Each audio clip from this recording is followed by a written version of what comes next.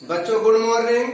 मैं Harilal diamond public school Gharbara greater Noida online study class में सभी का हार्दिक स्वागत करता हूं। बच्चों पिछले दिन हम आप समास के बारे में अध्ययन किया था, जिसमें अव्ययीभाव समास और बहुब्रीहि समास का सही से अध्ययन कर लिया था।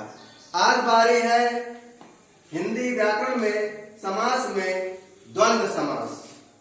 आज हम द्वंद्व और द्विग समास के बारे में अध्ययन करेंगे। तो बच्चों सबसे पहले हम आपको द्वंद्व समास की परिभाषा बताएंगे। आप पेंसिल नोटबुक लेके बैठ जाएं, इसको लिखते जाएं और समझते जाएं। द्वंद्व समास, जिस समास में दोनों पद प्रधान होते हैं उसे द्वंद्व समास कहते हैं। इसके एक और चीज है, इसमें जैसे कि इनके मिलने से समुच्चय बोधक अव्यय का लोप होता है। इसमें क्या है कि जैसे कोई भी पद है, जैसे जब हम कोई वाक्य बोलते हैं, कोई शब्द बोलते हैं, तो उसके बीच में एक समुच्चय बोधक जो अव्यय होता है वह उसका लोप होता है। तो मैं आपको बताना चाहूंगा, संस्कृत में जैसे च होता है, हिंदी में उसे और बोलते हैं। जैसे उदाहरण के तौर पे मैं यहाँ समझाना चाहूंगा, लेकिन पहले परिभाषा को अच्छी तरह से समझना जरूरी है, तो उसके बाद हमें कोई भी समास का पद हो आसानी से समझ में आ जाता है। देखिए, जिस समास में दोनों पद प्रधान होते हैं उसे द्वंद्व समास कहते हैं। इनके मिलने से समुच्चय बोधक अव्यय का लोप होता जाता है।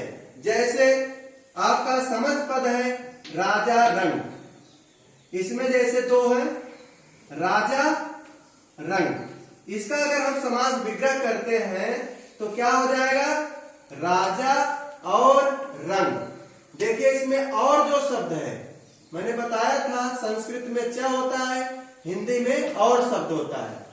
जैसे कि हम समास में तो यही सीखते हैं कि बड़े शब्दों को संक्षेप में काट छांट करके छोटे रूपों में शब्दों का निर्माण करते हैं।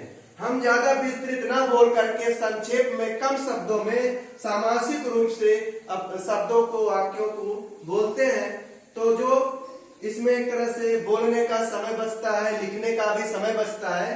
तो ये इस तरह से है। राजा रंग का समास विग्रह करते हैं राजा और रंग। बात समझ में आया? ये दोनों शब्दों का यहाँ पे समुच्चय होता है, जुड़ जाता है। यहाँ पे राजा रंग, यहाँ डैश लग गया, राजा रंग, राजा और रंग, इसमें और का लोप रहता है। यहाँ पे देखिए, देख रहे होंगे। जैसे माँ बाप, माँ और बाप में क्या है, देखिए समास विग्रह करेंगे तो माँ और बाप, तो यहाँ पे और शब्द है, ये और का यहाँ पे लोप है, इसलिए क्या है, अब द्वंद्व समास है। बात समझ में आया? अब जैसे एक और शब्द है नर नारी, इसका अगर हम समास विग्रह करते हैं क्या होता है, नर और नारी। देखिए सब में और छिपा रहता है यहाँ पे समस्त पद में। इसमें दोनों पद प्रधान, ये भी है, ये भी है, ये भी यहाँ पे ये भी है, ये भी है, ये भी है, ये भी है, दोनों पद प्रधान होते हैं, लेकिन जो है समुच्चय बोधक जो अव्यय है और जो है इसमें छुपा रहता है। तो इस तरह का अगर कहीं कोई सेंटेंस हो, कोई वाक्य हो या शब्द हो, तो वहां पे और छिपा है, तो उसे आप समझ जाना कि वह द्वंद्व समास है। जैसे अन्न, देखिए यहाँ पे अन्न जल, तो यहाँ पे अन्न और जल, देख रहे हैं दोनों शब्द आपस में यहाँ पे जुड़ करके अन्न जल हो जाते हैं।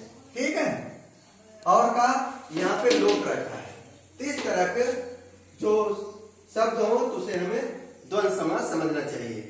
द्वंद्व समास आपको स्पष्ट हो गया होगा, उदाहरण के तौर पर समझ में सारी बातें आ गई होंगी। तो अब हम आपको द्विग समास के बारे में बताएंगे। द्विग समास किसे कहते हैं, अब इसकी परिभाषा समझिए।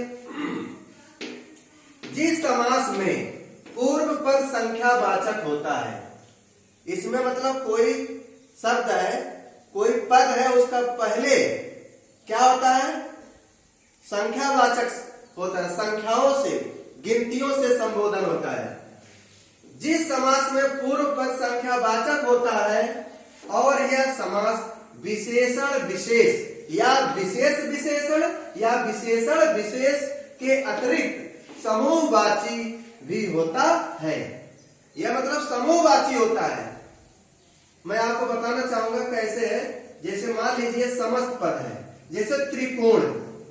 त्रिकोण जो है आपका क्या है, त्रिकोण जो है यहां पर देखिए मैंने बताया था कि इसका पूर्व पद, जैसे त्रिकोण एक शब्द है, इसका पहला देखिए पद के पहले ये जो त्रि शब्द लगा हुआ, त्रि अक्षर, ये त्रि जो है 3 संख्याओं का बोध हो रहा है। ये समुच्चय पूरे समूह का, जैसे कोई एक त्रिभुज है, त्रिकोण, त्रिभुज में 3 कोण होते हैं। ये देखिए 3 कोण है, एक ये कोण होगा, एक ये कोण होगा, एक कोण हो गया। इसका हम अगर समास विग्रह करते हैं 3 कोणों का समाहार, मतलब एक ये कोण, एक ये कोण, एक ये कोण, मिला करके त्रिकोण, 3 कोणों का समाहार मतलब समुच्चय है। ये सारा समुच्चय है, इसमें मतलब कि इस शब्द में समुच्चय है, मिला हुआ है, समाहित है, समाहार है, 3 कोणों का समाहार। ठीक है, ये चीज समझ में आ रही है। यहाँ पे संख्याओं का बोध हो रहा है। और ये जैसे लिखा गया एक समस्त पद है दोपहर। दोपहर में देखिए दोपहर, दो एक संख्या का बोध होता है, समास विग्रह कर दो पहरों का समाहार। जैसे दिन होता है, पूरे जो है 4 पहर होते हैं, तो सुबह शाम मिला करके या फिर मध्याह्न को दोपहर कहते हैं। माने कि दोपहर जो पहर होते हैं 24 घंटे में जितने पहर होते हैं उसमें मतलब जो मध्याह्न का टाइम होता है दोपहर, 2 संख्याओं का बोध हो रहा है। ये देखिए ना, यहाँ पे 2, यहाँ पर भी 2।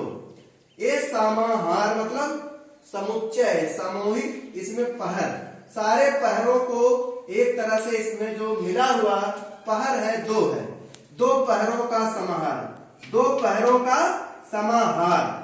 ये जो संख्या वाचक शब्द है ये संख्या वाचक होता है। इसमें पहला पद मतलब पूर्व पद देखिए कोई एक है, इसका पहला पद संख्या वाचक है।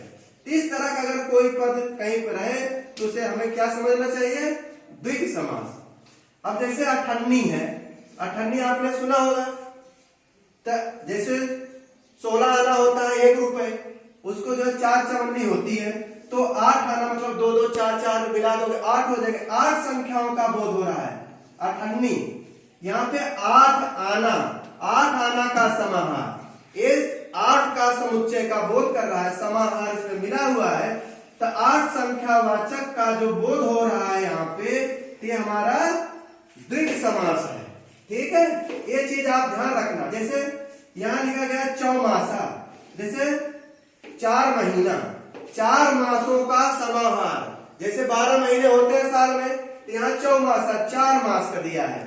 चौमासा 4 संख्याओं का बोध हो रहा है, ये हमारा 4 क्या है, द्विग समास है, ये द्विग वाचक। ठीक है, 4 मासों का समाहार। इस तरह से जैसे यहाँ पे है पंचतंत्र, 5 तंत्र। ठीक है, 5 संख्याओं का बोध हो रहा है यहाँ पे, 5 तंत्रों का समाहार। और यहाँ पे जैसे नवरत्न लिखा गया कि 9 संख्याओं का, 9 रत्नों का समाहार। 9 रत्न इसमें समाहित है, समुच्चय है, मतलब मिला हुआ है, सामूहिक। समाहार माने सम्मिलित है। ये जो है 9 संख्याओं का बोध हो रहा है यहाँ पे। अगर इस तरह से कहीं पे संख्याओं का बोध हो किसी पद में तो उसे हमें द्विग समास समझना चाहिए। तो आपको आज जो हिंदी व्याकरण में समास में अव्ययभाव समास, बहुब्रीहि समास जिस तरह से आपने समझा था उसी तरह से आज आपने द्वंद्व समास और द्विग समास को अच्छी तरह से समझ गए होंगे। अगर इसमें कोई आपका क्वेश्चन हो कमेंट करके जरूर आप लिखना, भेजना जो है। तो आज की क्लास अगर आपकी यह वीडियो अच्छी लगी हो तो इस वीडियो को आप ज्यादा से ज्यादा लाइक, सब्सक्राइब और शेयर जरूर करें। आज की क्लास मैं यहीं पर समाप्त करता हूं। धन्यवाद।